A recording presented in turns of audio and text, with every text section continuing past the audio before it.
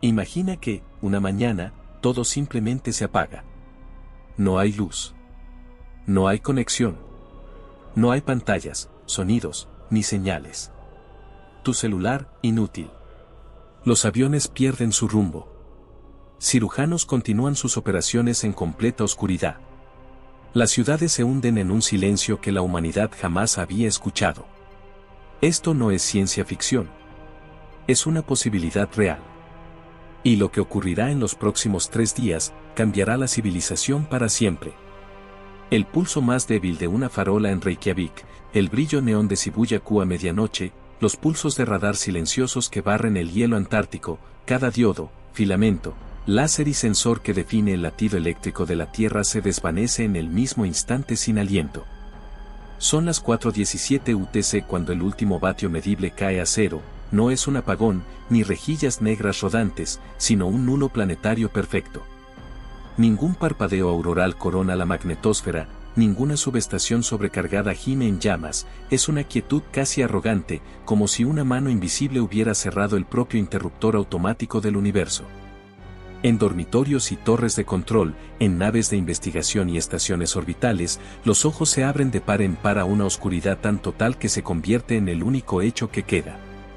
Para la mayoría, el primer instinto es matemática simple, la electricidad debe regresar en segundos porque nunca se ha ido. Sin embargo, los segundos se niegan a encogerse en la razón, los teléfonos mueren a mitad de la navegación, las ventanas altas pierden su brillo de fósforo y un silencio primitivo y progresivo comienza a reemplazar al familiar siseo eléctrico de la sociedad. ¿Qué podría causar esto? En el silencio, la especulación crece a una velocidad morbosa. Muchos se apoyan en el temor que ha acechado a los ingenieros durante décadas, una supertormenta solar, un evento Carrington con esteroides. 17 horas antes, los radiotelescopios efectivamente captaron una eyección de masa coronal tan vasta que su frente de choque CME abrió una media luna en la exosfera de Mercurio. El Sol pareció encogerse de hombros, y teravatios de plasma magnetizado fueron lanzados hacia la Tierra. Normalmente, una tormenta así desviaría transformadores, no el núcleo planetario de generación, pero los astrofísicos notan una anomalía. Incrustado en el plasma había un tren de ondas de frecuencia ultrabaja que, según la teoría, podría, en principio, resonar con la cavidad ionosférica de la Tierra como un diapasón. Bajo ese golpe de martillo, las resonancias Schumann naturales del planeta podrían dispararse, cortocircuitando las redes simultáneamente en lugar de regionalmente. Otros se aferran a pesadillas cósmicas aún más extrañas.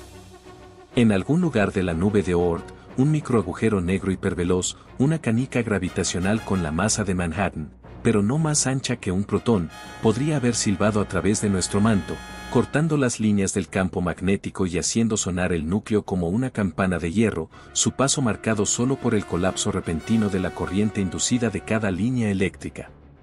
O quizás la causa esté más cerca, un ataque ciberfísico coordinado, una red de malware de 1 millón de nodos que permaneció latente dentro del firmware durante una década, detonada por un solo susurro de radio. Teóricos aún más poéticos invocan un roce con un filamento de plasma rebelde del brazo de Sagitario, uno que apagó momentáneamente la emisión del Sol en la longitud orbital de la Tierra, un eclipse fugaz que ningún telescopio detectó porque los fotones y los datos murieron juntos. Si cual sea la raíz, la piel tecnológica de la humanidad es ahora solo una escultura elaborada. En los primeros 60 segundos, cada turbina de carga base, nuclear, geotérmica, hidroeléctrica, de carbón, ha activado su scrum de emergencia o equivalente. La reserva giratoria se agota en la oscuridad como cajas de música huérfanas. Las plantas de ciclo combinado de gas natural se marchitan bajo paradas automáticas, el arranque negro regional muere porque no hay bancos de baterías listos, sus inversores tan indefensos como las bombillas que una vez alimentaron. En todo el Sahel africano, las microredes que alguna vez se jactaron de autonomía solar descubren que la autonomía significa poco cuando los controladores de carga pierden tanto el voltaje de referencia como la integridad del firmware. Incluso los prototipos de fusión, encapsulados en imanes superconductores, sufren una extinción rápida porque los refrigeradores criogénicos fallan, hirviendo instantáneamente el helio líquido en nubes rugientes que congelan los últimos LED indicadores a mitad de parpadeo. Sin embargo, la extrañeza de la pérdida total de energía se siente con mayor intensidad en lugares donde antes reinaba la confianza. Aviones comerciales, en pleno vuelo transpacífico, planean repentinamente sobre paneles de instrumentos fantasmales. El encendido de la turbina requiere chispa eléctrica, las bombas hidráulicas insisten en electrones, las luces de la cabina se atenúan hasta alcanzar el resplandor rojizo de las varillas químicas de repuesto. Los pilotos lidian con el impensable cálculo de la autonomía, intercambian altitud por tiempo, calculan reinicios manuales que nunca ocurrirán y emiten llamadas de socorro que nadie escucha porque los satélites también se han apagado. En la Estación Espacial Internacional, los paneles fotovoltaicos aún se bañan de sol, pero los buses de energía internos informan cero sin sentido, como si un velo electromagnético hubiera sofocado la noción misma de diferencia de potencial. Los astronautas hojean listas de verificación de emergencia encuadernadas con linternas frontales, descubriendo que cada línea presupone la existencia de energía al otro lado de un interruptor que ahora parece ornamental. Minuto 3. El planeta se escucha a sí mismo. No hay ruido urbano de subwoofer, ni sirena Doppler distante, ni siquiera el ambiente saturado de compresores de refrigeradores. Los desiertos vibran solo con el viento, los océanos con las olas, los bosques con los pequeños estallidos hidráulicos de los árboles transpirando.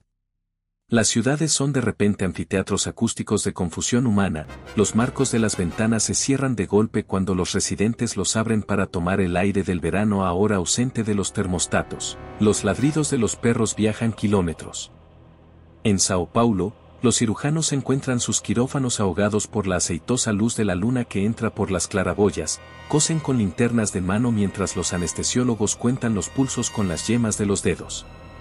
En Chicago, los viajeros del maglev están sepultados bajo el río hasta que el personal de mantenimiento trae manivelas para abrir las puertas, un vagón a la vez, en la penumbra del túnel perfumada con polvo de frenos.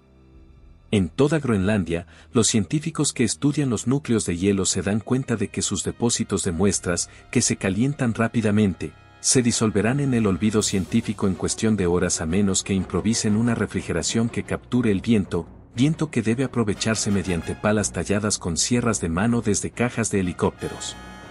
A la primera hora, la capa más frágil de la civilización, la memoria digital, comienza a revelar su terror. Una diáspora global de centros de datos, antes considerados nubes redundantes que custodiaban el pensamiento acumulativo de la cultura, se enfrenta a la cruel aritmética del descontrol térmico. Sin circuitos de glicol refrigerado, las salas de servidores superan los 50 grados centígrados, los códigos de corrección de errores detectan la descomposición de bits a una velocidad logarítmica. Los ingenieros se apresuran a disipar el calor abriendo muelles de carga, apilando extintores portátiles de SEO como criogenia rudimentaria o, en una maniobra que luego se convertiría en leyenda, enterrando carcasas de aspas enteras en aguanieve extraída de pistas de hielo. Los gobiernos debaten el envío de convoys armados a las centrales nucleares, no para generar, sino para contener, el calor de desintegración en las barras de combustible de los reactores de agua a presión, PWR, aún exige refrigeración sumergible. Existe diésel para generadores de emergencia, pero las bombas de combustible requieren electricidad para recuperarlo. Algunos idealistas brillantes proponen brigadas de cubos de gasolina, capturando por un momento el heroísmo arcaico de las cadenas de cubos que combaten los incendios en las aldeas, solo que ahora la aldea es un núcleo de reactor del tamaño de un estadio. A las 6 horas, la Tierra, casi sin luz, comienza a distorsionar los ritmos circadianos humanos.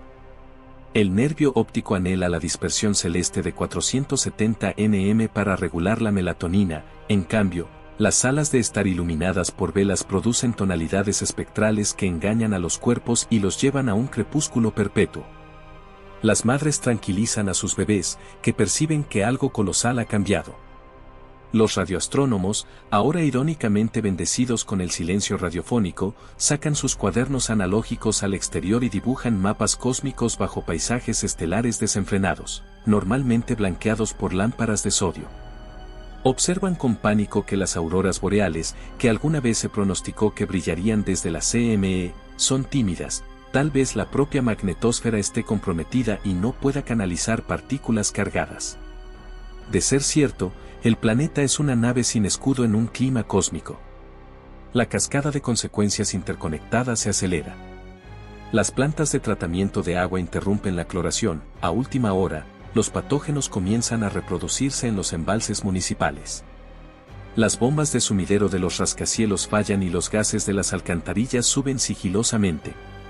En Bombay, una borrasca monzónica obstruye los canales de drenaje. Sin compuertas controladas electrónicamente, las inundaciones ponen a prueba la robustez de los diques coloniales. Las bolsas de valores se convierten en oscuras catedrales de monitores inertes, mientras que los libros de contabilidad en papel se disparan repentinamente de valor. Las bóvedas de oro, con sus cerraduras de combinación congeladas, se valoran principalmente como un tope de puerta. La agricultura es la siguiente en sufrir las consecuencias. Las granjas lecheras, incapaces de enfriar la leche, comienzan una frenética producción de queso bajo la luz de las linternas, una especie de parche medieval en las cadenas de suministro modernas. Las granjas verticales automatizadas observan el parpadeo de los sensores, pero no logran hidratar los cultivos. Las vides se marchitan ante las pantallas LED, que ahora son meros espejos que reflejan la preocupación humana. Los bancos de genes de Svalbard, irónicamente el apocalipsis de la biodiversidad, se ven calentados por ventiladores descontrolados que fallan en sus compuertas pivotantes y se atascan en posición abierta, permitiendo que la humedad del Atlántico invada las bóvedas glaciares. Los conservadores introducen nieve con palas para aislar las semillas en montículos improvisados de permafrost. Los gobiernos, algunos buscando legitimidad, declaran protocolos militares en intersecciones con megafonía. Los semáforos sin potencia hacen que las intersecciones sean un cálculo letal para los impacientes. En Washington, D.C., los búnkeres de la continuidad del gobierno descubren que sus generadores diésel reforzados contra pulsos electromagnéticos dependen de rejillas de ventilación motorizadas que se atascaron a mitad de ciclo, asfixiando los motores con sus propios gases de escape. Parlamentarios de todo el mundo recurren a sesiones a la luz de las velas, redactando edictos que nunca llegarán a las provincias porque las imprentas dependen de vacíos generados por bombas electrónicas para fijar la tinta. Aún así, la mente humana es inquieta, calcula resultados más allá del pánico presente. Dos grandes ramas de posibilidades se cristalizan en torno a un mismo temor. ¿Están los electrones del mundo simplemente inactivos o han desaparecido sus memorias codificadas? Rama 1. Datos intactos. Si el apagón es puramente energético, entonces cada celda de memoria grabada en la fotomáscara, cada plato giratorio, cada instancia de nube, mantiene sus fragmentos en un letargo perfecto, esperando nada más misterioso que el voltaje para despertarlos. La civilización, aunque dañada, puede, en teoría, reiniciarse como un animal en hibernación. El objetivo inmediato es sobrevivir durante el intervalo oscuro, manteniendo los hospitales oxigenados, a los habitantes de las ciudades hidratados y los núcleos de los reactores refrigerados, tras lo cual la sincronización de la red podría ocurrir en un ballet colosal que incluye líneas diésel de arranque en negro, condensadores síncronos y la cuidadosa sincronización de las interconexiones continentales. En esta rama, la crisis es logística y moral. ¿Podemos mantener la carne viva el tiempo suficiente para alcanzar el amanecer de los electrones? Rama 2. Pérdida de datos. La bifurcación más apocalíptica asume que lo que silenció la electricidad también inyectó transitorios destructivos en las uniones de los semiconductores, friendo las puertas como si convirtiendo los dominios magnéticos en ruido blanco. Bajo esta fatalidad, los discos duros giran libremente, pero se leen como galimatías. Los SSD se convierten en cuarzo en blanco, el firmware de los satélites se corrompe en órbita media. Aquí, el apagón no es una pausa, sino un formato cósmico. La Tierra que resurge cuando regresa la energía encontrará su memoria cultural borrada con la misma certeza con la que los rollos de Alejandría se convirtieron en cenizas. No habrá efemérides de GPS, ni historias clínicas digitales, ni modelos climáticos ni libros de contabilidad de blockchain. Las sociedades se toparían con un segundo renacimiento, a partes iguales de asombro y terror, a medida que las prensas mecánicas, las películas analógicas y los archivos de vinilo se vuelven invaluables.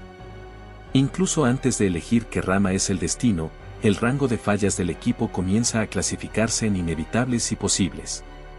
Algunos sistemas están condenados al fracaso por la física básica.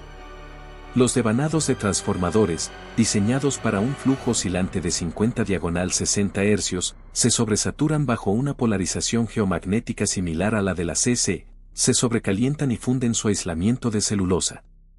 Este veredicto es universal. Las baterías de iones de litio utilizadas en todo tipo de sistemas, desde bicicletas eléctricas hasta sistemas de almacenamiento en red, se desgasificarán o sufrirán fugas térmicas en 12 horas y los circuitos lógicos del sistema de gestión de edificios, BMS, no pueden modular la carga. Los incendios proliferan silenciosamente en almacenes desde Shenzhen hasta Rotterdam.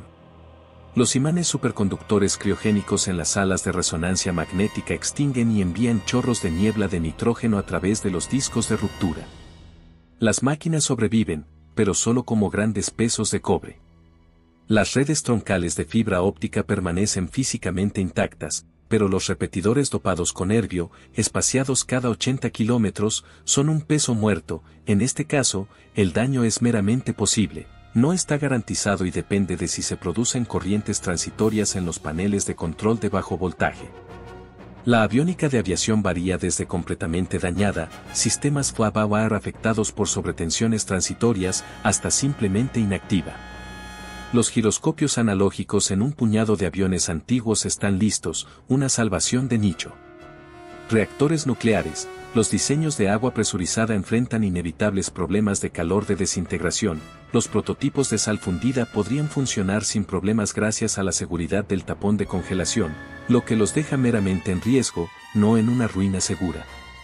Los pivotes agrícolas y los drones están divididos. Aquellos con protección contra sobretensiones en sus controladores de motor podrían revivir, pero la mayoría de las puertas MOSFET expuestas están acabadas. Estas taxonomías tempranas se forman alrededor de fogatas y puestos de mando de emergencia. La humanidad, con la mirada puesta en un horizonte bañado de luz artificial, se da cuenta de que debe administrar el conocimiento con mayor rigor que el combustible. Por todas partes proliferan los cuadernos, los ingenieros garabatean diagramas de cableado de memoria, los botánicos trazan mapas de almacenes de semillas, los programadores transcriben algoritmos clave a lápiz. Sus páginas son más valiosas que el dinero. Sin embargo, bajo la ansiedad, emerge una riqueza inesperada. Los cielos nocturnos revelan por primera vez las capas de polvo de la Vía Láctea a miles de millones de personas. Los ecólogos acústicos observan cómo las ballenas, sin ser zarandeadas por el sonar ni las hélices de los barcos, cantan nuevas y elaboradas arias que se transmiten a través de las cuencas oceánicas. Los humanos, antes aislados tras el silencio urbano de doble acristalamiento, redescubren la cadencia del verdadero silencio y el dulce terror que éste conlleva. Son animales en un cosmos que no está hecho para la comodidad.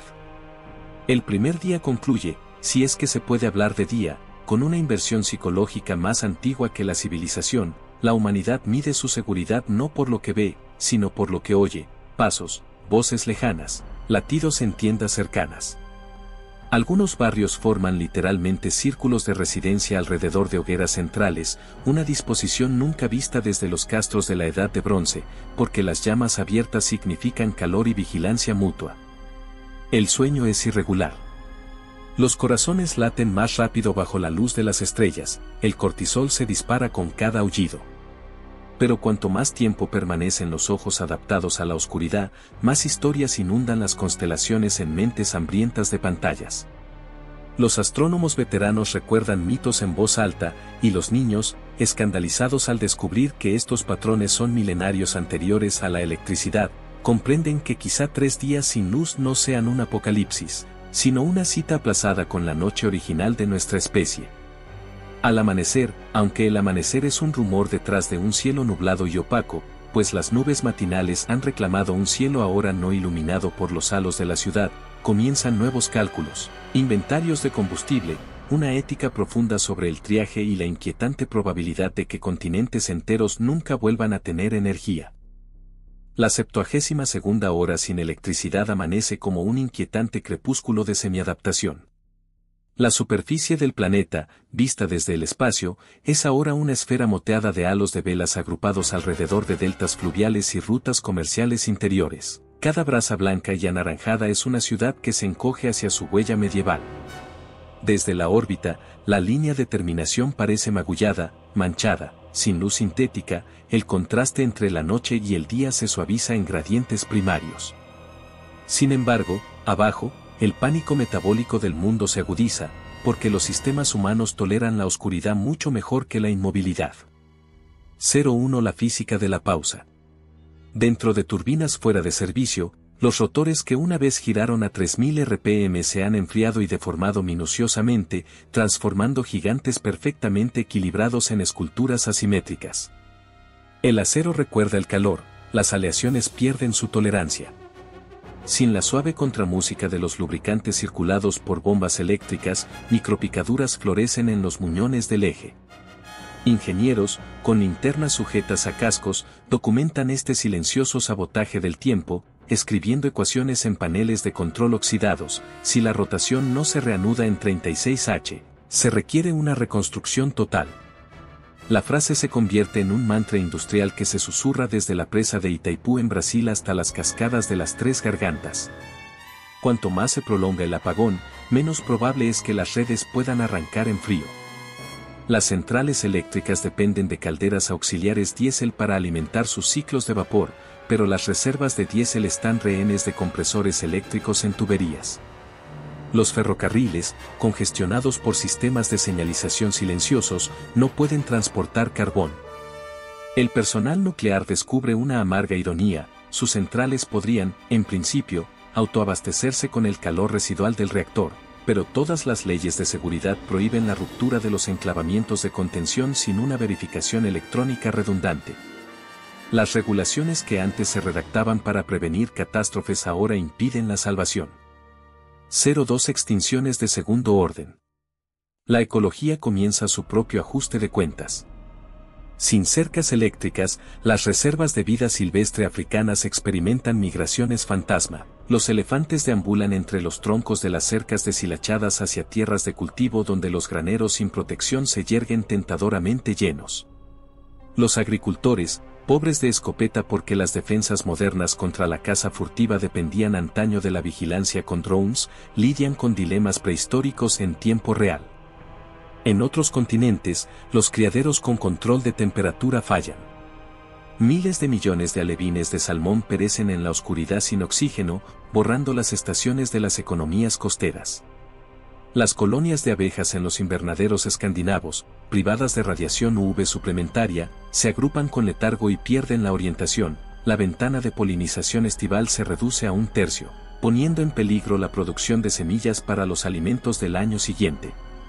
Oceanógrafos a bordo de un buque de investigación sin energía navegan a la deriva por el giro subtropical del Pacífico Norte, documentando cómo la fluorescencia del plancton ha aumentado un 4% ahora que las rutas marítimas se silencian y el cielo se oscurece.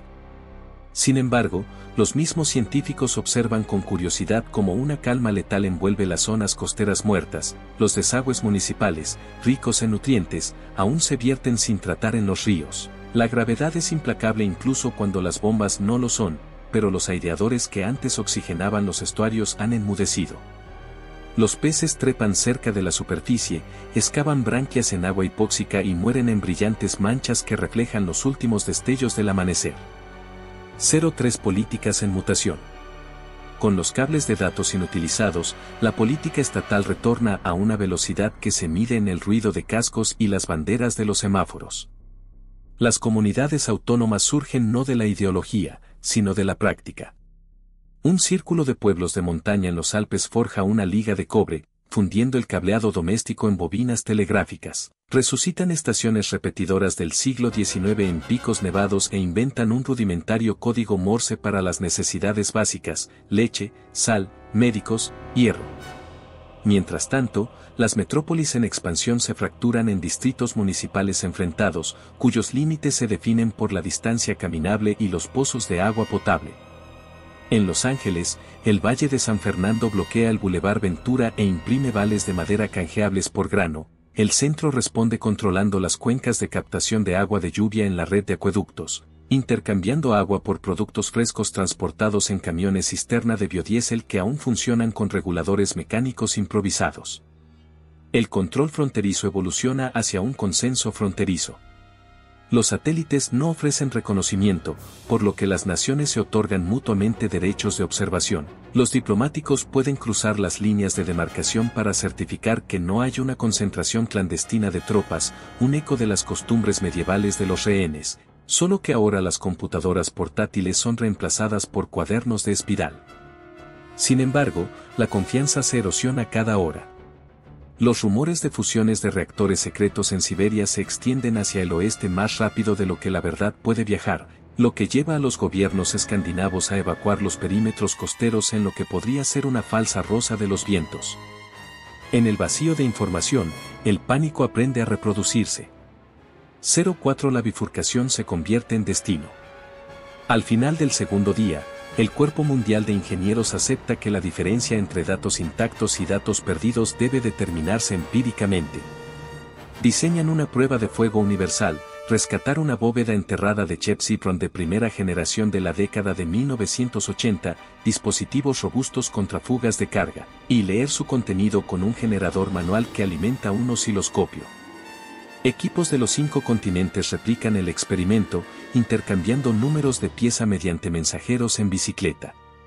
Los resultados convergen, el 37% de las muestras conserva su código, el 63% no. El patrón es sospechosamente no aleatorio, correlacionándose con la latitud y la altitud geomagnéticas como las huellas dactilares de un pulso electromagnético extraterrestre. La inferencia se consolida en consenso. Los dominios magnéticos en platos giratorios de óxido sobrevivían si se aparcaban, los transistores flash morían casi universalmente y la DRAM se descontrolaba en microsegundos. La memoria de la humanidad es ahora un mosaico, los archivos de películas analógicas en bóvedas climatizadas están bien, el texto almacenado en matrices SSD redundantes ha desaparecido, y todo lo que residía en la RAM activa en el momento del apagón se ha evaporado. La especie se encuentra alfabetizada en mitades de jeroglíficos, una Biblia de Gutenberg por aquí, un SAP 256 roto por allá. Las universidades reclutan a equipos de académicos en brigadas llamadas curadores, encargados de viajar a caballo para cartografiar los depósitos de conocimiento supervivientes antes de que el moho o las multitudes los reclamen. 05 Maquinaria de carne. En los hospitales, los técnicos biomédicos realizan un triaje estadístico de los dispositivos de soporte orgánico. La diálisis requiere bombas rotatorias, más allá de la resistencia muscular, pero la infusión de insulina puede ser simulada por equipos de goteo capilar. Así, los niños diabéticos tienen una oportunidad de sobrevivir mientras que los pacientes renales se debilitan. Las salas de partos regresan a las prácticas que se usaron por última vez en 1920, las parteras recurren a maniobras de parto de nalgas creadas por nombres olvidados en los libros de texto digitales. Los neonatos que antes se incubaban en una suave termorregulación son envueltos contra el torso de sus padres, piel con piel, un método ahora llamado método canguro, que se enseña en los albergues de refugiados. Los medicamentos se estratifican en nobleza química y clases campesinas. Las moléculas estables a temperatura ambiente, aspirina, doxiciclina, siguen siendo democráticas. Los productos biológicos, como los anticuerpos monoclonales, se deterioran en refrigeradores calientes, transformando eras terapéuticas enteras en nostalgia. Los inmunólogos, ante la repentina pobreza de la biotecnología, asaltan granjas equinas para resucitar terapias con suero. Los caballos son inmunizados contra la difteria y el veneno de nuevo, y su plasma se obtiene mediante grifos de gravedad. La biotecnología prehistórica revitalizó el apagón. 06 Moneda, código y crimen. Sin libros de contabilidad electrónicos, las monedas se reinician en verdades metalúrgicas.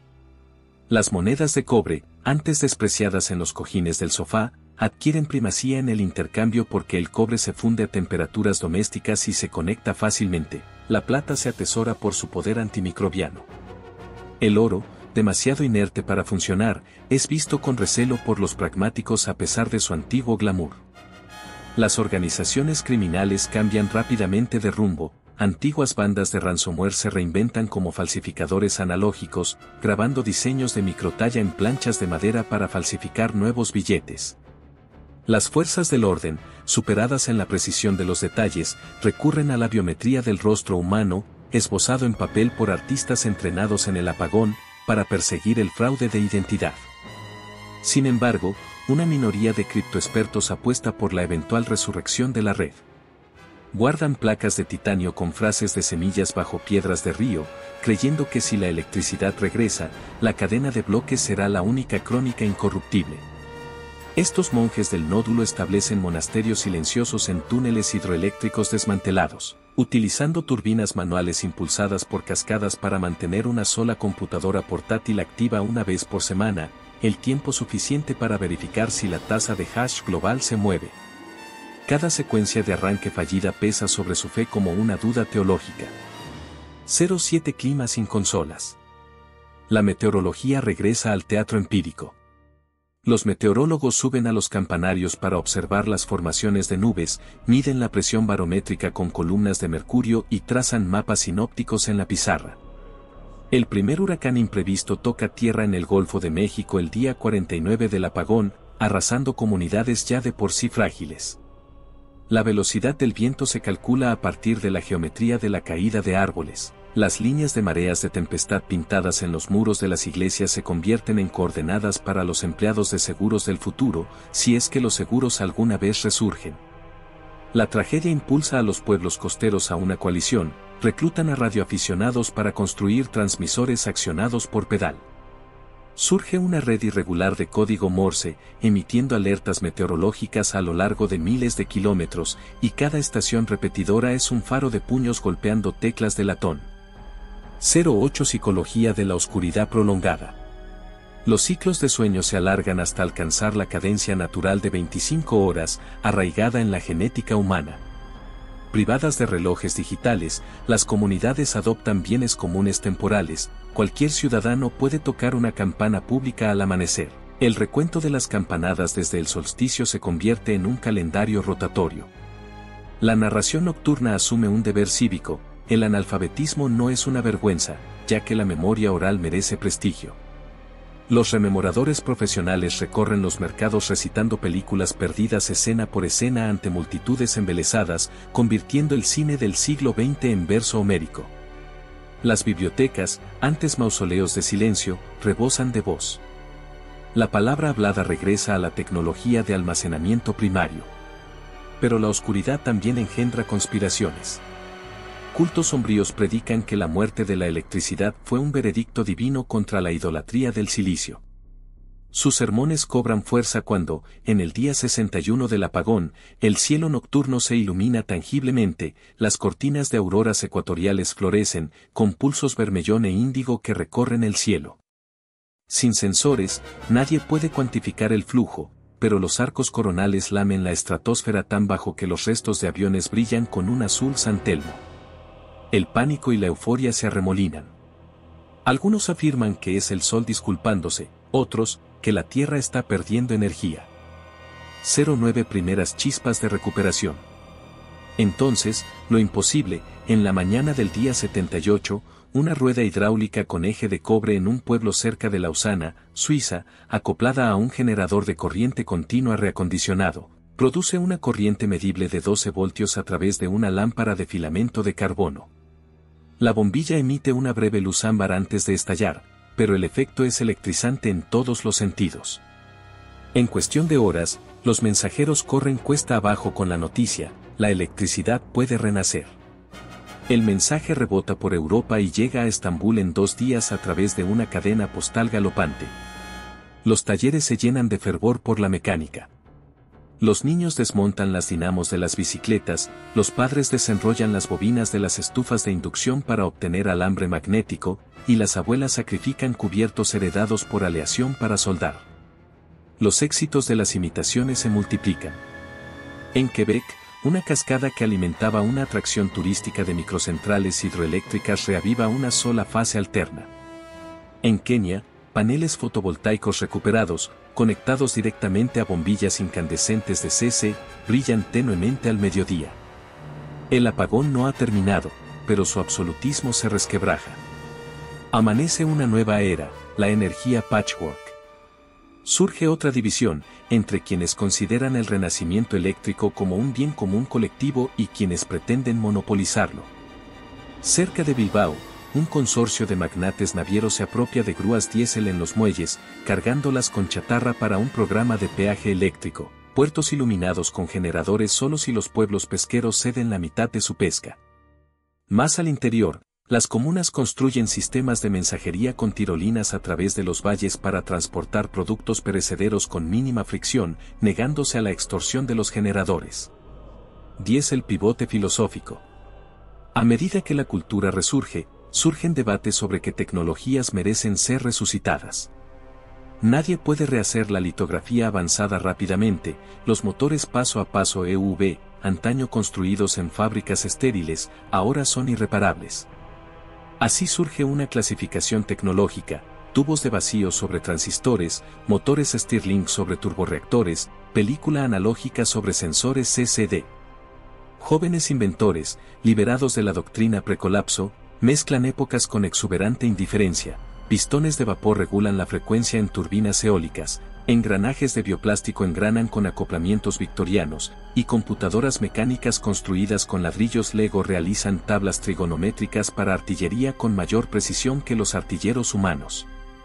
Los historiadores observan un ciclo de retroalimentación, la escasez energética refuerza el localismo genera conocimiento artesanal, que impulsa nuevas soluciones energéticas adaptadas a los microambientes, molinos de mareas en Cornualles, calderas geotérmicas en las fisuras islandesas, bobinas de viento impulsadas por cometas en la Patagonia. La civilización no retrocedió, rebotó en un mosaico fractal de pilas tecnológicas, cada una moldeada por la latitud, el clima y la memoria cultural. 11. Diplomacia reconfigurada. Para el día 120 del apagón, la primera cumbre multiestatal se reúne en terreno neutral, el casco de un crucero varado en las Bahamas, elegido porque su atrio con espejos canaliza la luz tropical hacia las salas de juntas. Los delegados llegan en vela, remo y, ocasionalmente, en parapente. La agenda, redactar un acuerdo de kilovatios, comprometiéndose a que cualquier entidad política que logre una generación a escala de red debe asignar el 5% a una red de reactivación, una columna vertebral planetaria para la ciencia compartida. Las firmas se graban en láminas de cobre con un estilete de diamante, un medio de archivo que se prevé que durará siglos más que el papel. 12. La ciencia en el exilio. Los laboratorios se adaptan a las limitaciones con elegancia y simplicidad. A falta de microscopios electrónicos, los biólogos inventan la nanosombrografía, proyectan luz solar coherente a través de orificios ajustables sobre cámaras de reacción recubiertas con tintes fotocrómicos. La resolución alcanza la escala viral, revitalizando el diseño de vacunas desde cero.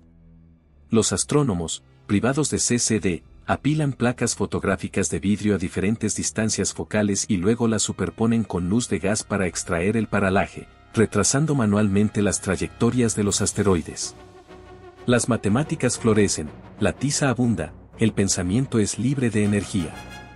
Florece un nuevo renacimiento en la teoría pura, precisamente porque la computación vuelve a ser costosa y la abstracción recupera su aura.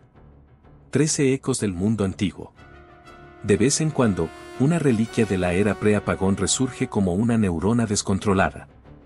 En Panamá, los generadores de emergencia de un buque portacontenedores cobran vida al toser después de que los ingenieros se percataran de que el apagón solo había quemado los circuitos de control, no los circuitos diésel. Calientan solenoides con cucharas de cobre y 80.000 toneladas de aparatos electrónicos varados se recuperan por sí solas, un archivo flotante de televisores y hornos microondas que ahora vale más como minas de cobre y tierras raras que como dispositivos.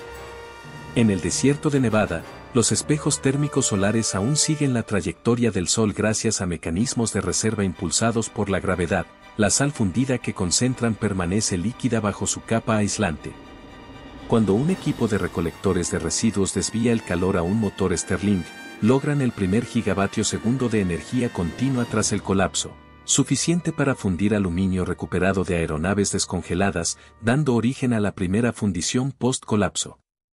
14. La frecuencia humana. Y siempre hay música. La ausencia de auriculares impulsa a la gente a un sonido comunitario. Las guitarras inundan las plazas de los pueblos, los djembés africanos resuenan en las noches del Sahel, los cantantes de garganta de tubá mezclan armónicos con el silbido de la aurora boreal. Los etnomusicólogos, liberados de las fechas límite de las subvenciones, recorren los archivos de fogata en fogata, transcribiendo melodías en pergamino.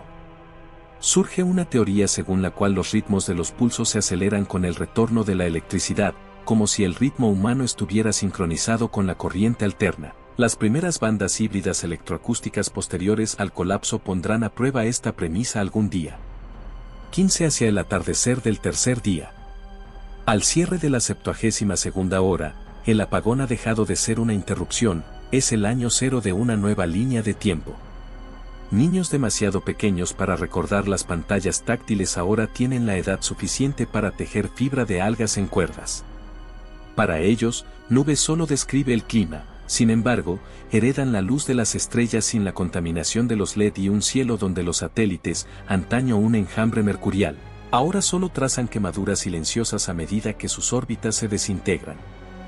Circulan advertencias legendarias: si la humanidad persigue con demasiada avidez las viejas redes monolíticas, podría sobrevenir una segunda oscuridad, pero si descuida por completo la electricidad, las medicinas y los telescopios se desvanecen. Así, las especies y los circuitos negocian de nuevo. La tercera noche culmina en un compromiso tentativo, escrito no en silicio, sino en la retina colectiva, miles de microlámparas aisladas brillando a través de los continentes, cada una un pacto de que la luz, como la libertad, debe ser compartida y ganada. Las 108 horas después del apagón comienza como un amanecer de rosa amoratada sobre un planeta que experimenta cautelosamente con el renacimiento de la electricidad. Donde el poder fragmentado ha echado raíces, cada chispa está ponderada por un ritual, una manivela de la rueda de la aldea, una bendición susurrada contra otro silencio cósmico, y luego el interruptor que se oye como un mazo en la historia misma. Sin embargo, la mayor parte de la Tierra aún gira bajo la vieja oscuridad, y en algún lugar entre las lámparas y las sombras, una nueva civilización se abre paso a través de su crisálida. Crucialmente, nadie puede decir con certeza por qué se produjo el apagón ni si podría volver. Las teorías proliferan como hongos en papel húmedo, una bolsa errante de flujo nulo en la heliosfera, una resonancia cuántica entre el núcleo de la Tierra y un estallido de rayos cósmicos, una prueba deliberada de una inteligencia extraterrestre curiosa por ver si los humanos recuerdan cómo iniciar incendios. A falta de instrumentos, los académicos sopesan las afirmaciones en pugna mediante la astrofísica a simple vista y anécdotas. Cartografían la morfología auroral del cielo, rayan los registros de manchas solares en una pizarra, cuentan las aves migratorias en busca de pistas magnetosféricas. La búsqueda de explicaciones se ha convertido en un deporte cívico que fusiona la curiosidad con el miedo, porque cualquier respuesta que culpe al error humano es casi reconfortante comparada con una que susurra que somos juguetes de un clima cósmico indiferente. La emergente era del poder patchwork se clasifica en 3 modalidades principales, cada una con su propio mito y firma mecánica. Las dinastías fluviales se agrupan alrededor de los cursos de agua donde la gravedad ofrece un par constante. Desde Bután hasta el País Vasco, izan tuberías forzadas de madera sobre gargantas de cañones, guiando las cataratas hacia ruedas Pelton restauradas, fundidas a partir de proyectiles de artillería de desecho.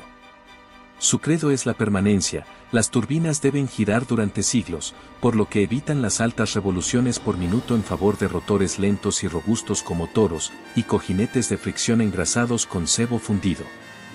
Los niños crecen aprendiendo a escuchar los gemidos armónicos que presagian desalineación. Los adultos celebran mensualmente ceremonias de deschispa, apagando lámparas para inspeccionar el cielo nocturno y recordar su fragilidad. Los bazares solares se arraigan en el cinturón ecuatorial. Aquí el sol es confiable, pero a diario, las comunidades desmontan millones de tejas fotovoltaicas de los tejados de las antiguas empresas, soldándolas a marquesinas de parche sobre las plazas. El día es un frenesí de movimiento y carga. Al anochecer, los comerciantes subastan los excedentes de vatios hora sellados en baterías de agua salada del tamaño de ánforas. Donde los mercaderes romanos antes pesaban aceite de oliva, los oficinistas ahora pesan númenes. Los generadores rugen solo al mediodía, al amanecer, permanecen en silencio, y las plazas brillan con una luz más suave, de garganta cobriza, que no eclipsa la Vía Láctea. Las repúblicas de ascuas prosperan donde quiera que la biomasa sea densa y la memoria cultural del vapor sobreviva. Alimentan gasificadores con cáscara de arroz, rastrojo de maíz, hojas caídas, todo lo que contuviera clorofila, e impulsan motores alternativos cuyos volantes funcionan también como relojes públicos. Su política gira en torno al ritmo de la materia prima, las temporadas electorales coinciden con las cosechas y los recaudadores de impuestos llegan en carros que huelen a lignina y humo. Los ingenieros de vapor inspiran una reverencia antes reservada para los arquitectos de software. Sus cuadernos, impermeabilizados con cera de abeja, se guardan en criptas comunales junto a semillas ancestrales. Las tres modalidades comercian en un planeta cada vez más animado. Las caravanas madereras del territorio Ember intercambian por alambre de cobre forjado por los Dynasts, mientras que los artesanos solares graban grabados fotónicos, imágenes quemadas en tela sublimada por la luz solar enfocada por lentes, para pagar por el hierro del río. Cada intercambio está mediado por una nueva unidad de valor, el kilosegundo, equivalente a exactamente 1.000.000 de julios de energía suministrada. Los contratos son notariados por cronometradores que ponen en marcha un cronómetro calibrado con la primera chispa de un generador y lo detienen cuando se apaga la lámpara del comprador. La energía se ha convertido tanto en moneda como en crónica. Pero bajo el zumbido de los generadores, persiste una corriente subyacente de terror, la causa del apagón sigue sin resolverse, y bolsas de profundo silencio aún engullen distritos enteros. En el corazón de Siberia, los exploradores descubren un anillo muerto, un círculo de 200 kilómetros de ancho donde las brújulas giran e incluso la carga electrostática de fricción se disipa instantáneamente. Los copos de nieve se niegan a adherirse a la lana, las chispas no saltarán a través del pelaje. Los pastores yakutos locales susurran que el aire se siente engrasado, como si los electrones mismos estuvieran siendo drenados por un sumidero invisible. Las muestras de suelo enviadas al oeste, transportadas en trineo y vela, revelan granos de hierro magnetizados en redes perfectamente alineadas, un patrón solo posible si un pulso titánico de coherencia de campo alguna vez los fijó en su lugar. La implicación es escalofriante, el apagón puede haber sido la sombra de una escultura geomagnética que aún talla nuestro planeta en trazos lentos e invisibles. En otro lugar, los investigadores se topan con supervivientes de un silencio distinto. Una flotilla de cruceros, que se creía perdida, flota en el vacío entre Guam y Papúa. En cubierta, los pasajeros se reúnen cada noche con guitarras acústicas y bidones de hielo derretidos. Su capitán admite que disponen de un tipo de electricidad, un circuito cerrado de cese alimentado por bicicletas estáticas conectadas a la red eléctrica a inversores SAI recuperados. Sin embargo, se niegan a tocar tierra, convencidos de que el continente está maldito y de que permanecer bajo las estrellas, a la deriva en un bucle oceánico, es el único camino hacia la absolución. Han transformado su desastre en una peregrinación, una nación errante y abandonada, iluminada por el sudor de sus ciudadanos. Mientras tanto, el gran circuito de curadores entra en su quinto mes. Convoys montados de archivistas, flanqueados por milicias rudas y preparadas, recorren una ruta hemisférica que une los archivos secretos del Vaticano, la Biblioteca del Congreso, las pilas de la Bodleiana, el nuevo ala de Alejandría y la bóveda subterránea del Monte Kungan. Con cestantes solares para la navegación y ejes de vagones tallados en trenes de aterrizaje de aviones, transportan cajas de papel libre de ácido, visores de microfichas accionados por correas de pedal y prensas manuales para tipos de plomo desecado en frío. Cada nodo de la ruta alberga un jubileo de la escritura quincenal donde los académicos copian a la luz de las velas los textos más raros aún existentes, impresiones analógicas salvadas de la hoguera digital. Favorecen obras que enseñan procesos repetibles, mecánica de la fermentación, recetas de aleaciones, protocolos de vacunas. La ficción no es desdeñada, pero viaja lentamente, escondida entre resmas técnicas como lastre de significado. A mitad del circuito, en un aeródromo abandonado de la OTAN cerca de Tesalónica, los curadores se topan con una maravilla provisional, el teatro de helióstatos. Los ingenieros han convertido antenas de radar en helióstatos que rastrean el sol y canalizan la luz a través de un caleidoscopio de espejos hacia un único y antiguo proyector de arco de carbono rescatado de un cine de la década de 1930. Cada tarde, el público se sienta en gradas destruidas por bombas mientras los arcos cobran vida con silbidos y rugidos bajo varillas de carbono accionadas con el pie, proyectando copias de celuloide rescatadas de archivos. Los fantasmas plateados de Chaplin y Bergman danzan en las puertas de los hangares, y durante 2 horas el apagón se siente casi alegórico, prueba de que la luz y la historia se pueden conjurar con ingenio obstinado. Simultáneamente, en laboratorios iluminados con mechas de aceite, una coalición de físicos, geólogos y antiguos especialistas en telecomunicaciones intenta descifrar el residuo espectral del apagón. Sin osciloscopios, idean una tabla de Fourier analógica, una enorme rueda de madera con diapasones de longitud variable sintonizados a intervalos armónicos de resonancias de Schumann. Giran la rueda junto a una lengüeta magnetizada sensible suspendida en el vacío. Cada resonancia hace vibrar un diapasón que raya un cilindro cubierto de hollín. Los patrones de rayado, estudiados con lupas, trazan la huella de frecuencia del apagón. Los resultados indican una catastrófica inyección de energía centrada en 7,83 Hz, la resonancia base de la Tierra, pero amplificada 1.000.000 de veces. Un zumbido global de la cavidad ionosférica parece plausible. Sin embargo, un dato rechaza la coherencia, un estrecho pico a 1420 MHz, la línea de hidrógeno utilizada por los radioastrónomos que buscan balizas extraterrestres. En los últimos momentos antes de que cada receptor dejara de funcionar, se registró un chirrido coherente en esa frecuencia, de exactamente 0,742 segundos de duración. La cifra coincide con la longitud de la señal transmitida por el mensaje de Arecibo en 1974, dividida entre pi, prueba o coincidencia. La tiza de la pizarra se rompe bajo el peso de la especulación. La gobernanza debe evolucionar y, a medida que se acerca la tercera temporada posterior al apagón, los poderes dispersos de la Tierra afrontan el desafío con filosofías tremendamente divergentes. En los cantones ibéricos, la democracia se subasta a diario, los ciudadanos venden su voto por un día de kilosegundos, entregados mediante fichas de linterna. Las fichas arden durante un tiempo determinado, por lo que el soborno es autolimitado, solo se puede comprar la influencia que uno mismo puede iluminar. En lo que antes era Estados Unidos, surge el Pacto de la Red. Cualquier municipio que ponga en funcionamiento un generador debe enviar aprendices a otros 3 municipios antes de conectarse, lo que impulsa la difusión del conocimiento a la velocidad de la buena voluntad. Quienes incumplan la normativa se arriesgan a que sus núcleos de transformador sean confiscados y fundidos para el inventario común.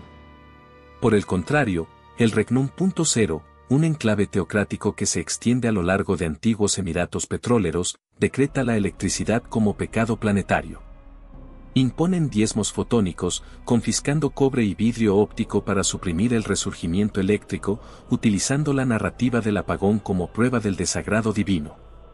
Los contrabandistas que transportan piezas de dinamo por sus desiertos esconden condensadores dentro de dátiles y láminas de transformadores dentro de alfombras de oración, recreando el antiguo oficio del contrabando de escrituras. A medida que la humanidad se reorganiza, la biología ejecuta su propio y silencioso contraascenso. Las ciudades, desprovistas del zumbido de los sistemas de climatización, se convierten en cañones de megáfonos para los cantos de las aves. Los halcones peregrinos, antes disuadidos por el resplandor del sodio, reclaman las cornisas de los rascacielos. Los murciélagos repoblaron los pasos elevados, liberados del ruido ultrasónico de los sensores de aparcamiento. Los insectos, ya no atraídos por las farolas, regresan en nubes más densas, reequilibrando los ciclos de polinización.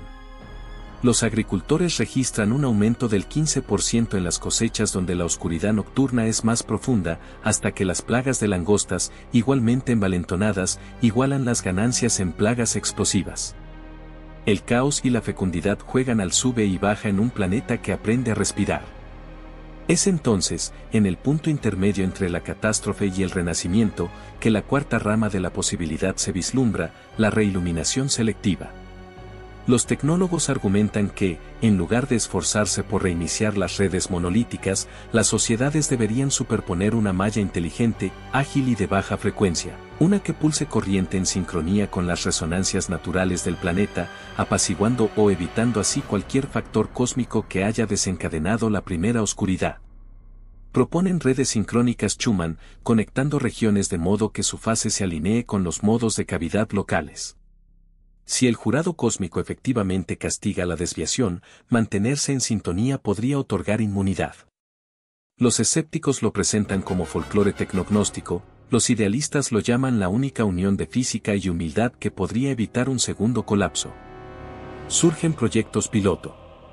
En la estepa patagónica, un sistema eólico impulsado por cometas alimenta un inversor de 7,83 Hz, iluminando chozas de tierra con un brillo palpitante que pulsa como un trueno lejano.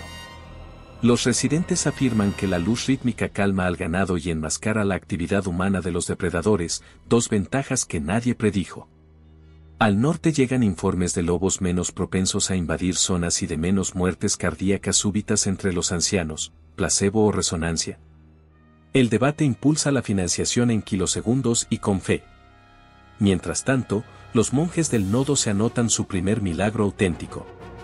En el día 307 del apagón, un monasterio en los Alpes suizos inicia en frío una computadora portátil reforzada conectada a través de un laberinto de supresores de sobretensiones, y logra un protocolo de enlace con otro nodo en Yakutia. No en la antigua Internet, su infraestructura es más que esquelética, sino a través de un espectro de banda estrecha construido a mano que salta a 3 kHz. El dispositivo actualiza su reloj y registra un encabezado de bloque almohadilla 0, un nuevo génesis para un nuevo mundo. La importancia detona en los círculos tecnológicos, una cadena de bloques renacida en bajo consumo, la prueba de trabajo reemplazada por la prueba de esfuerzo mecánico, hashing basado en crank. Los datos se convierten en un sacramento, para agregar un bloque, uno debe sudar literalmente. Este cambio en la filosofía digital se extiende. Las revistas académicas, antes carentes de revisión por pares, adoptan el método de cadena de manivela para registrar los hallazgos. Así, el descubrimiento de un bacteriólogo en Kerala y la receta de aleación de un metalúrgico en Leeds pueden validarse semanas después, cuando sus bloques se encuentran en el camino. Las citas vuelven a ser grabados en pan de cobre, pero la integridad de la investigación se eleva de nuevo, anclada en la honestidad cinética. Mientras tanto, el Sol atraviesa su máximo solar. Los astrónomos, ahora en sintonía con los cambios de humor cósmicos, observan que las manchas se agrupan en patrones que recuerdan a la fibrilación cardíaca, la arritmia propia de la estrella reflejada en la de la humanidad. No pueden medir el flujo correctamente, pero las sombras espectrales insinúan un nuevo ciclo hiperactivo. El planeta se protege, las dinamos se desconectan al mediodía local para evitar posibles sobretensiones de eyección de masa coronal, CME. Las linternas se apagan a medianoche para celebrar cada hora en que la electricidad sigue siendo una opción en lugar de una casualidad. El giro psicológico se completa, el poder es privilegio, no derecho, y la humildad hacia el cielo migra de la teología a la política. Entonces, la coincidencia marca un punto de inflexión. Un respiradero geotérmico bajo la sala de turbinas derrumbada de la planta islandesa EGCI reanuda la presión de vapor medible. Sensores conectados a un sismómetro artesanal registran el temblor. En cuestión de días, un cuerpo multinacional de ingenieros llega al lugar. Cortan cables reducidos a cenizas, reconstruyen la lógica de los relés con interruptores de paso recuperados de centrales telefónicas inactivas y, gradualmente, inducen a una de las turbinas originales a girar sincrónicamente, no a 60 Hz, sino a 7,83 Hz. La turbina emite un zumbido bajo, casi inaudible, que hace vibrar las placas tectónicas más que los tímpanos. Y, sin embargo, milagro o coincidencia, la salida del generador es estable, limpia y supera el megavatio. Por primera vez desde el apagón, una central eléctrica produce energía continua de alta calidad. Las noticias se propagan como capilaridad a través de redes de pergaminos. Dinastías, bazares y repúblicas envían delegados para observar. Algunos llegan escépticos, otros se arrodillan ante el zumbido del estator como peregrinos ante una reliquia. Durante 2 semanas de pruebas, la producción no flaquea, ni siquiera durante una pequeña erupción solar que hace que los viejos satélites se tambalean como polillas moribundas. La hipótesis de Schumann cobra fuerza. Tal vez la armonía con el planeta y la estrella sea la rúbrica necesaria para la seguridad eléctrica en la nueva era. Se forma un cónclave, denominado aprendizaje armónico, para codificar esta disciplina emergente.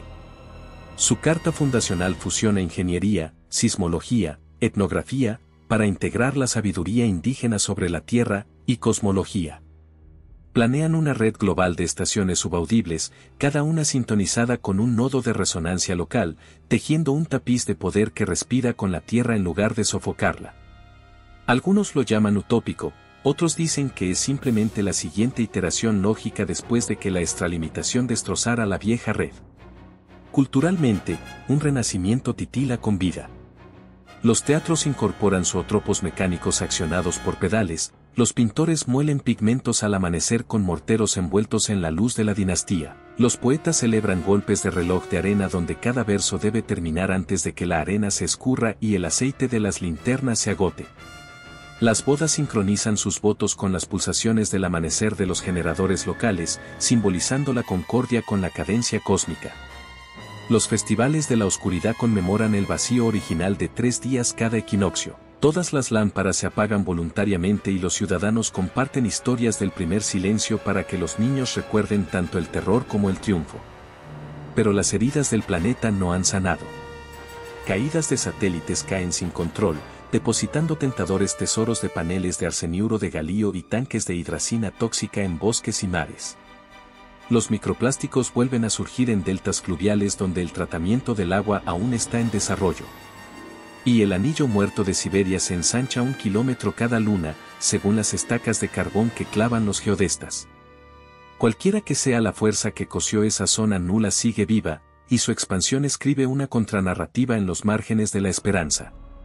Las doctrinas militares se adaptan. En lugar de la disuasión nuclear, mecanismos de lanzamiento inútiles sin electrónica de precisión, las naciones invierten en quemadores de campo, morteros EMP direccionales sintonizados para desestabilizar las dinamos enemigas. Su existencia impulsa la urgencia diplomática, el acuerdo de las Bahamas se expande al pacto de pulsos, prohibiendo las armas que instrumentalizan el silencio. La aplicación es comunitaria, los firmantes acuerdan cortar la electricidad durante 1 hora en el solsticio, un apagón planetario durante el cual los sensores detectan transmisiones no autorizadas. El cumplimiento se convierte en una vigilia global, en parte oración, en parte policíaca. En el ámbito doméstico, las relaciones humanas se recalibran. Los registros judiciales registran un aumento en los matrimonios transclasistas, la escasez de energía disuelve las estratificaciones sociales con mayor rapidez que las revoluciones. Asimismo, los terapeutas de salud mental documentan descensos en los trastornos de sobreestimulación digital, sin embargo, la ansiedad por la recurrencia cósmica llena el vacío. Denominan trauma luminal, el temor persistente a la oscuridad repentina cuando una lámpara parpadea o un generador tose. El tratamiento consiste en paseos nocturnos comunitarios y entrenamiento en la fabricación manual de fuego, lo que reafirma la autonomía frente al vacío. La educación transforma. Las escuelas funcionan al aire libre, con pizarrones colgados entre los troncos de los árboles para que la vista se adapte a la luz natural, y las clases entrelazan la física con la agricultura. Los niños alternan semanas en la clase brillante, donde aprenden a usar y mantener generadores, y la clase oscura, donde se desenvuelven sin ellos.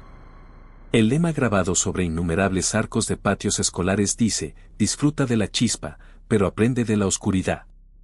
A medida que el calendario se acerca al 2º aniversario del apagón, la intriga planetaria crece en torno a un drama celestial en desarrollo. Los astrónomos han rastreado un denso enjambre de polvo interestelar que ahora cruza la órbita de la Tierra, una columna de escombros que podría haber desencadenado el evento original al enfocar los rayos cósmicos a través de lentes gravitacionales. Las predicciones afirman que el extremo final de la columna pasará en aproximadamente 6 meses. Si la teoría se confirma, la Tierra entrará en una ventana de relativa calma electromagnética, la primera desde el apagón. Los preparativos para los ensayos de resurgimiento de la red se intensifican a un ritmo frenético, los transformadores de repuesto se rebobinan con hierro laminado aislado con linaza, las turbinas de gas se reacondicionan con cojinetes cerámicos para soportar la fase de resonancia, los cables superconductores trenzados de diboruro de magnesio, inmunes a la extinción repentina. Surge otra facción, los guardianes del silencio, disidentes que argumentan que reactivar las antiguas curvas de carga es soberbia. Sabotean sitios de prueba, cortan las conexiones a tierra y hacen circular periódicos que citan mitos donde la humanidad fue castigada 2 veces por separar la noche del día. La dialéctica se vuelve literal, columnas de carteles entintados aparecen junto a brillantes proclamas de cobre, oscuridad contra luz en un duelo público de tinta. Los pregoneros moderan los debates con un reloj de arena, el bando que primero se quede sin argumentos debe ceder la plaza por un día. En medio de esa tensión, ocurre algo exquisitamente inesperado. Un equipo de biólogos marinos que estudia las chimeneas de aguas profundas frente a la isla de Pascua utiliza un sumergible mecánico alimentado por baterías de óxido de hierro regeneradas por gradientes hidrotermales. A 12 kilómetros de profundidad, las cámaras captan una especie de pulpo con patrones iridiscentes en la piel que coinciden con los armónicos de Schumann y pulsan en la superficie. Los cromatóforos de la criatura emiten exactamente 7,83 destellos por segundo, sincronizados con ritmos inaudibles que se propagan a través de la roca del manto. Para los científicos, la revelación rompe paradigmas, la vida biológica en las profundidades del apagón podría haber danzado siempre al ritmo de esas frecuencias, mucho antes de que los humanos instalaran cables de cobre en las paredes. De repente, el movimiento sincrónico de Schumann se siente menos como una adaptación y más como un reencuentro con un antiguo ritmo planetario.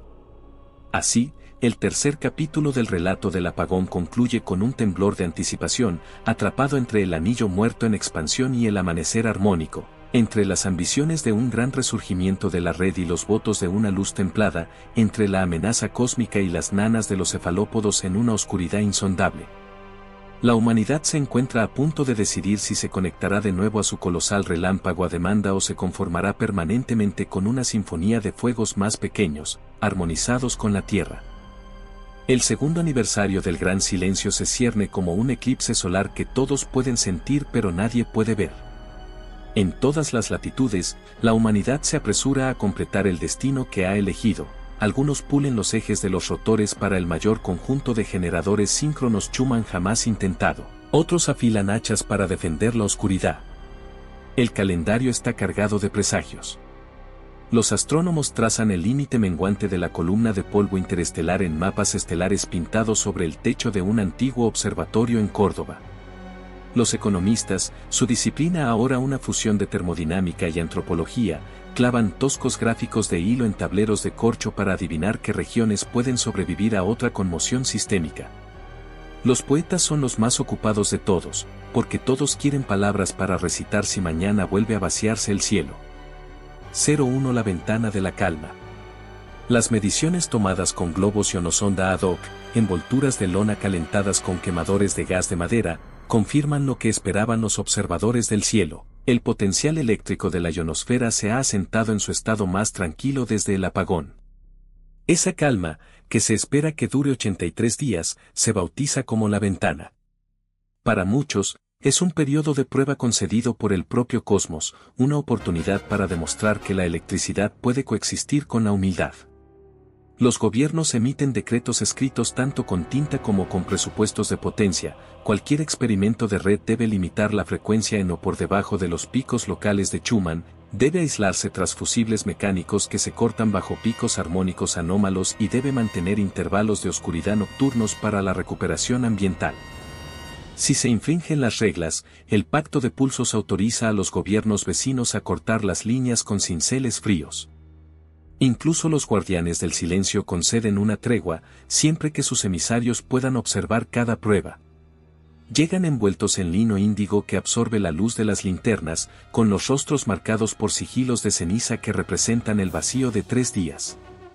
Por donde caminan, la conversación se reduce a un silencio entre la reverencia y el resentimiento.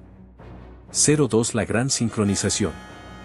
El primer día de la ventana amanece sin viento en Islandia, donde la planta armónica EGCI se encuentra lista.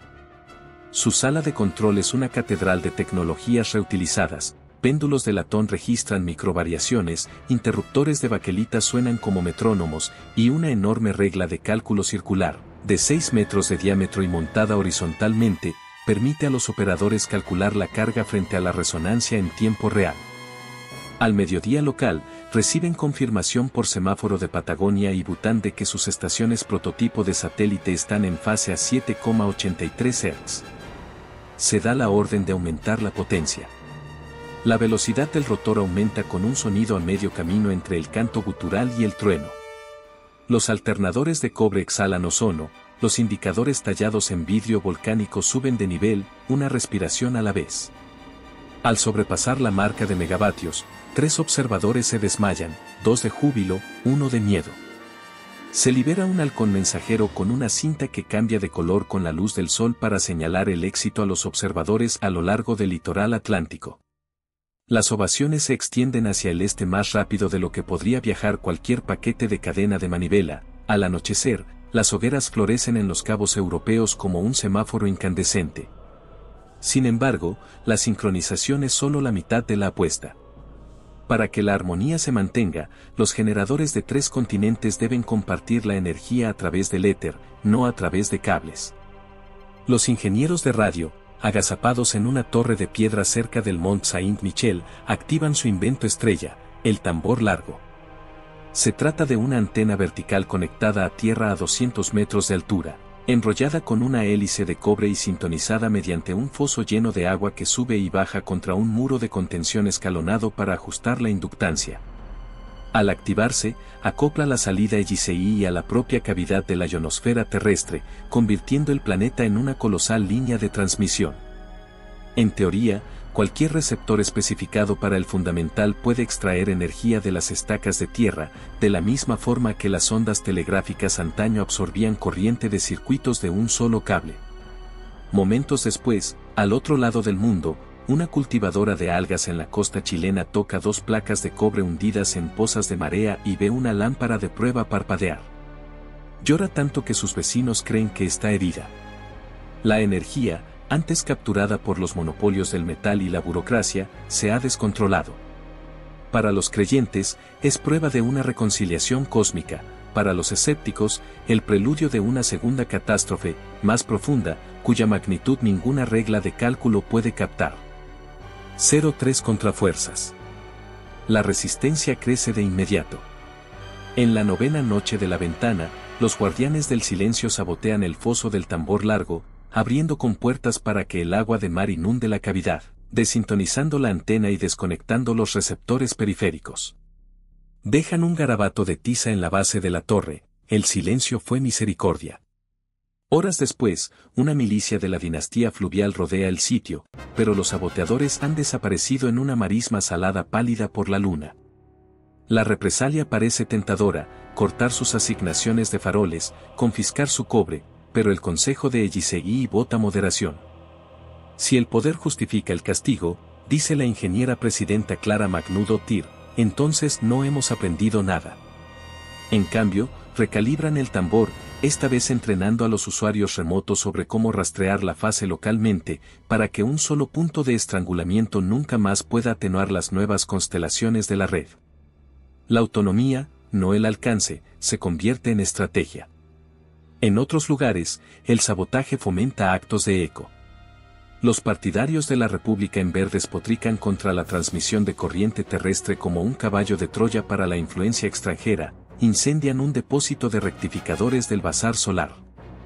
Los comerciantes del bazar toman represalias embargando baterías de agua salada, y los precios de los alimentos se disparan en las fronteras de la República. Una cláusula menos conocida del Pacto de los Pulsos se activa: si la guerra económica amenaza el suministro esencial, terceros neutrales pueden intervenir. Las estaciones telegráficas de la Liga del Cobre vibran con avisos de arbitraje. El mundo, al parecer, ha recordado cómo pasar de la cooperación a la competencia más rápido de lo que los electrones pueden reubicarse. 0,4 Cuando el polvo cambia el viento. A mitad de camino de la ventana, la columna de polvo comienza a despejarse antes de lo previsto. Los astrónomos de Córdoba trazan una sombría parábola: la Tierra saldrá del velo 3 semanas antes de lo previsto, presentando de nuevo su lado diurno al flujo cósmico galáctico completo. La noticia enciende las hogueras de las conferencias desde Lahore hasta Lagos. Los optimistas de la red abogan por un despliegue acelerado, iluminar todo mientras el cielo sea indulgente. Los guardianes predican un apagón inmediato para demostrar humildad. Surge un compromiso: la prueba de onda, un pulso de energía global deliberado escalado para igualar la amplitud de Schumann, pero modulado en una secuencia de Fibonacci para que cualquier eco en los datos de la magnetosfera revele patrones de interferencia constructivos o destructivos. Una sola ventana de 12 minutos, 3 alternancias de brillo y oscuridad, con la participación de todos los generadores de más de 10 kilovatios. Los preparativos rozan la coreografía. Las torres de heliógrafo señalan aldeas remotas, el consenso de la cadena de manivela almacena los parámetros de tiempo inmutablemente en su cadena de bloques mecánica. Los niños practican cánticos de cuenta regresiva. Por una vez, todo el planeta ensaya el mismo latido. 05 La prueba de la onda. A la hora cero, billones de julios se acumulan en bucles de tierra. Ciudades de lámparas fragmentadas florecen y se apagan según la proporción áurea. Desde la órbita, donde satélites medio muertos aún giran con los obturadores de las cámaras abiertos, el patrón supuestamente se asemeja a una galaxia espiral pegada a la superficie del planeta. 12 minutos después, las últimas lámparas se apagan y se despliega un silencio tan denso que ahoga los cantos de los búhos. Entonces los instrumentos se vuelven locos. Los magnetómetros, marcados a mano sobre vidrio ahumado, rayan curvas en S demasiado pronunciadas para coincidir con cualquier tormenta conocida. En el anillo muerto, sensores incrustados en el permafrost registran el primer aumento de carga residual desde su descubrimiento. Pero lo más impactante es el cielo, las auroras se encienden, sí, pero en lugar de cortinas irregulares, se alinean en círculos concéntricos centrados aproximadamente en las coordenadas de Gisei. Los colores descienden por el espectro, del rojo al verde y al violeta, terminando en un tono tan profundo que parece absorber la luz de las estrellas. Durante 21 segundos, todas las radios que siguen funcionando emiten un único tono puro a exactamente 1420 MHz, la línea de hidrógeno del cosmos. Luego regresa el silencio, más oscuro que antes. En todo el mundo, cada oído atento imagina el mismo miedo. Acabamos de hacer sonar una campana cuyo tamaño nadie conoce. 06 Primeras derrotas, primeras lecciones. 30 horas después de la onda, estallan anomalías. Un generador de biomasa en Borneo sufre un sobreflujo y funde sus bobinados. 4 aldeas arbóreas vuelven a sumirse en la oscuridad. Un banco de baterías alpino suizo se niega a mantener la carga, como si los electrones se filtraran a través de corchos que ayer eran herméticos. Sin embargo, en la Patagonia, el conjunto de cometas registra una mejora del 4% en el par motor por razones desconocidas. En Nairobi, una lámpara clínica ajustada por Schumann brilla con más intensidad a la mitad de la entrada medida. Los primeros datos apuntan a nodos de interferencia, lugares donde la corriente terrestre y la corriente celeste se contradicen o armonizan. La nueva red es ahora un sistema meteorológico. Los operadores deben convertirse en pronosticadores.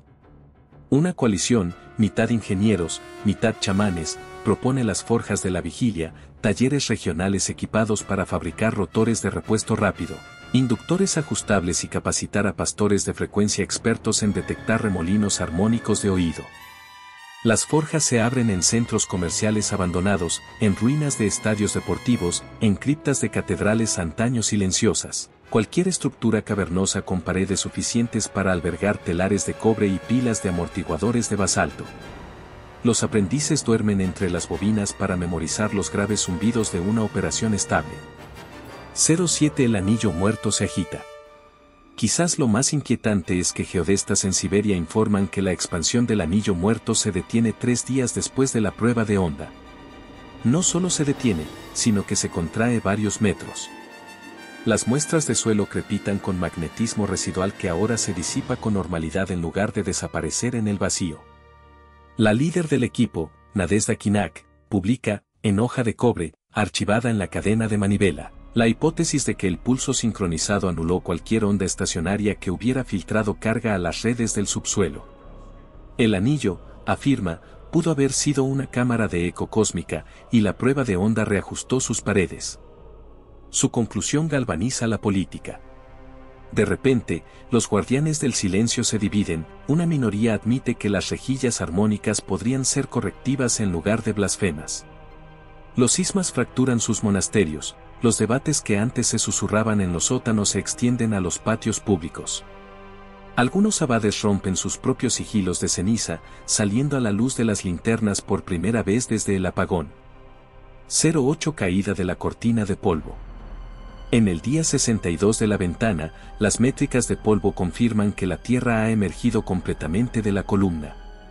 Toda la serenidad previa se desvanece, el conteo de rayos cósmicos aumenta, las alertas de CME menores se multiplican. El pacto había estipulado una reducción de cargas, pero el éxito, el anillo estable, las brillantes lámparas clínicas, invita a una mayor expansión. El Pacto de las Bahamas convoca un congreso de crisis, nuevamente a bordo del oxidado crucero, ahora anclado como un buque parlamentario neutral. Los delegados abordan a vela y en hidroplanos solares. Su sesión inaugural se interrumpe cuando el mástil de proa se agrieta, podredumbre seca que nunca se repara. Una metáfora que nadie pasa por alto. Las discusiones se prolongan durante 36 horas seguidas. Los Dynasts del río insisten en que el planeta demostró que puede soportar redes sintonizadas. Las repúblicas de ascuas argumentan que la ola fue suerte, la próxima vez, el tambor cósmico podría romper los tímpanos. Los bazares solares ocupan un punto medio pragmático, mantener el crecimiento de la carga, pero imponer un dividendo oscuro universal, 10 minutos de apagón cada hora, un ritmo sinusoidal planetario que obliga a una humildad constante. El acuerdo, posteriormente denominado el Protocolo de la Respiración, se aprueba por un margen de un voto y 3 abstenciones. La implementación es inmediata, cada generador debe instalar interruptores mecánicos de cuchillas de mosca sincronizados con péndulos de gravedad.